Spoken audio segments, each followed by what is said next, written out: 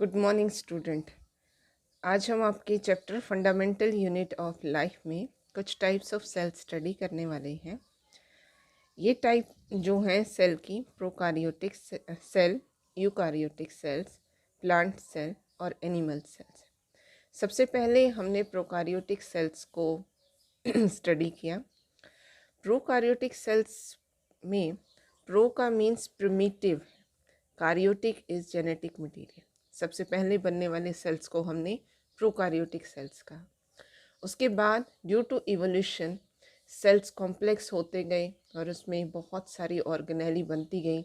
उन्हें हमने नाम दिया यूकारियोटिक सेल्स, जिसमें प्लांट और एनिमल सेल्स दोनों आते हैं, प्लांट सेल और एनिमल सेल।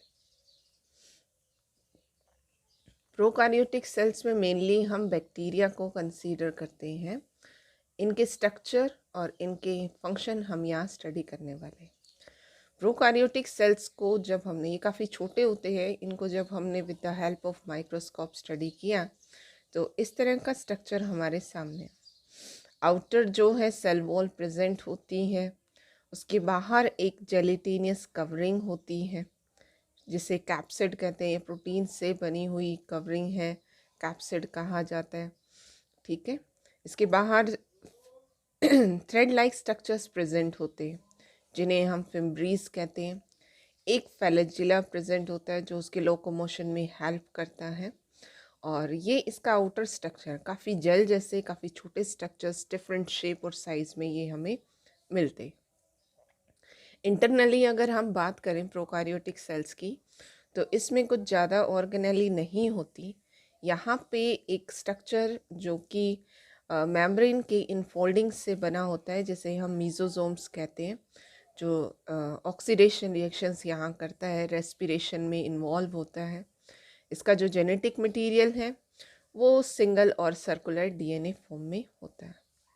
इसकी मशीनरी को रेगुलेट करने के लिए यहाँ पे जो राइबोसोम्स प्रेजेंट होते हैं, जो प्रोटीन की सिंथेसिस करते हैं, वो 70S फॉर्म में प्रेजेंट होते हैं। ये प्रोकारियोटिक सेल। नेक्स्ट हम देखते हैं यूकारियोटिक सेल्स में। यूकारियोटिक सेल्स थोड़ा सा कॉम्प्लेक्स सेल होता है। ये मैंने आपको यहाँ पे एनिमल सेल शो किया है। एनिमल सेल्स में आपको पता है कि आउटर जो कवरिंग है उसे हम प्लाज्मा मेम्ब्रेन कहते हैं। ये मैंने आपको यहाँ शो किया कि आउटर कवरिंग जो है वो प्लाज्मा मेम्ब्रेन है। इसके डिफरेंट शेप्स और साइज़ होती हैं। प्लाज्मा मेम्ब्रेन हम स्टडी कर चुके हैं। ये मेम्ब्रेन सेमी परमिएबल मेम्ब्रेन है, प्रोटेक्टिव कवरिंग है। ठीक है, उसके बाद इसके अंदर एक फ्लूइड प्रेजेंट होता है जिसे हम क्या कहते हैं, साइटोप्लाज्म। क्या बोलते हैं, साइटोप्लाज्म। ये सेल कंपोनेंट का थर्ड पार्ट है, साइटोप्लाज्म हम इसे कहते हैं। इसमें डिफरेंट स्ट्रक्चर्स आपको ये दिखाई दे रहे हैं। इन स्ट्रक्चर्स को हम सेल ऑर्गेनेलीज कहते हैं। यही सारी ऑर्गेनेलीज मिलके सेल के लिए एनर्जी प्रिपेयर करते हैं। उसमें जो इम्पोर्टेंट सब्सटेंस है उनको सिंथेसाइज करते हैं, जो एक्स्ट्रा सब्सटेंस है उन्हें सेल से बाहर थ्रू करते हैं। आउटर स्ट्रक्चर्स इसका different shape size according to body organ maintain कर लिया जाता है। इंटरनली अगर हम यहाँ देख रहे हैं, हमें बहुत सारी चीज़ें दिखाई दे रही हैं। फर्स्ट देखिए, छोटे छोटे सैक लाइक स्ट्रक्चर्स यहाँ पे शो हो रहे हैं, इन्हें हम वैक्यूल्स कहते हैं। उसके बाद एक बड़ा जो राउंडेड स्ट्रक्चर्स हैं, इसे हम लाइसोसोम कहते हैं, जिनके बारे में हम डिटेल में आगे स्टडी करेंगे। नेक्स्ट और मोस्ट इम्पोर्टेंट जो पार्ट है सेल का, यूकारियोटिक सेल्स का, वो न्यूक्लियस है। ये डबल मेम्ब्रेन बाउंडेड यहाँ पे प्रेजेंट है, centre of cells, centre in cells present होता है। नेक्स्ट जो ऑर्गेनेली है, दिस वन इज राइबोसोम्स। ये प्रोटीन सिंथेसिस के लिए यूज़ होता है। फिर जो न्यूक्लियर मेम्ब्रेन है वो बाहर की तरफ इनफोल्ड्स फोल्डिंग्स अपीयरेंस शो करती है, जिसे हम एंडोप्लाज्मिक रेटिकुलम कहते हैं। एंडोप्लाज्मिक रेटिकुलम के ऊपर भी ये स्पॉट लाइक स्ट्रक्चर्स आपको यहाँ शो हो रहे होंगे। These are also ribosomes. ठीक है, और एक और इम्पोर्टेंट ऑर्गेनेली, ये आपको सॉसेज शेप स्ट्रक्चर्स और सिलेंड्रिकल फॉर्म में शो हो रही होगी, माइटोकॉन्ड्रिया, जिसे सेल का पावर हाउस कहते हैं, जिसमें कि एनर्जी सिंथेसाइज होती है।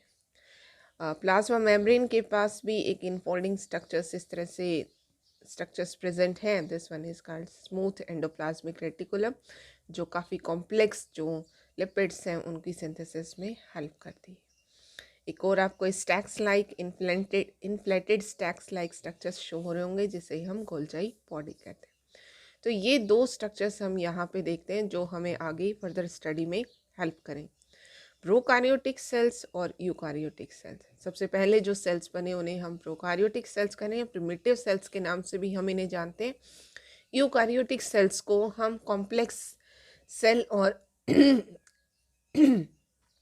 ट्रू सेल्स के नाम से भी जानते हैं. यू का मतलब होता है ट्रू. अब इसमें हम कुछ डिफरेंसेस देख लेते हैं कि नॉर्मली अगर देखने से स्ट्रक्चर देखने से जो हमें मेन डिफरेंसेस यहाँ पे शो होते हैं. अब आउटर अपीयरेंस के साथ प्रोकार्योटिक सेल्स का साइज काफ़ी छोटा होता है. ये अप्रॉक्सीमेटली 1 to 10 माइक्रोमीटर होता है. ठीक है, स्मॉल इन साइज होते हैं.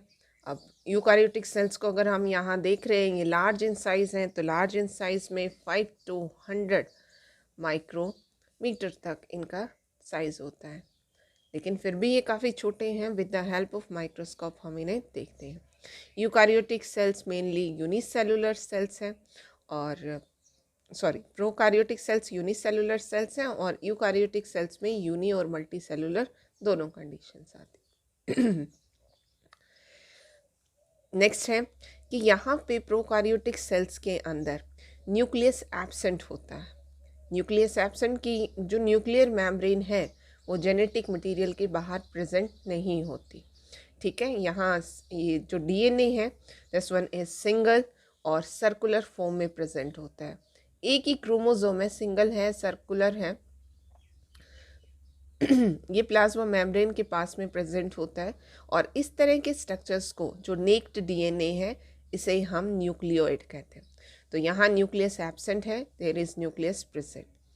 यहाँ पे न्यूक्लियोइड प्रेजेंट है. न्यूक्लियोइड स्ट्रक्चर किसको कहेंगे? जब जो जेनेटिक मटेरियल है उसके ऊपर कोई बाउंड्री नहीं है. इस तरह के जेनेटिक मटेरियल को हम न्यूक्लियोइड कहते हैं, जो कि प्रोकार्योटिक सेल्स में प्रेजेंट होता है. यूकार्योटिक सेल्स में जो जेनेटिक मटेरियल यहाँ पे प्रेजेंट है वो मेम्ब्रेन बाउंडेड स्ट्रक्चर है, डबल मेम्ब्रेन बाउंडेड है. ये डीएनए न्यूक्लियस के अंदर ही रहता है और अपनी फंक्शंस को परफॉर्म करता है. नेक्स्ट जो है हमारे पास यहाँ क्रोमोसोम है. क्रोमोसोम मैंने अभी बताया, जो डीएनए जो जेनेटिक मटेरियल है जो प्रोकार्योटिक सेल से नेक्स्ट जनरेशन में आफ्टर रिप्रोडक्शन जाता है वो एक ही है. लेकिन यहाँ क्रोमोसोम का नंबर बहुत ज़्यादा होता है क्योंकि यूकार्योटिक सेल्स काफ़ी कॉम्प्लेक्स स्ट्रक्चर्स होते हैं. नेक्स्ट हम देखते हैं प्लांट सेल और एनिमल सेल. फर्स्ट मैंने यहाँ पे आपको ये प्लांट सेल ड्रॉ करके दिखाया है. आउटर जो मेम्ब्रेन है इसको हम ऑलरेडी कर चुके हैं, दिस इज सेल वॉल. ठीक है, फिर जो ये इनर मेम्ब्रेन यहाँ पे आपको शो हो रही है सेल वॉल के अंदर, इसको हम प्लाज्मा मेम्ब्रेन या सेल मेम्ब्रेन के नाम से जानते हैं. इनके बीच में एक फ्लूइड प्रेजेंट होता है जिसे लैमेला कहते हैं, जो कि इनको आपस में जोड़ता है. ठीक है,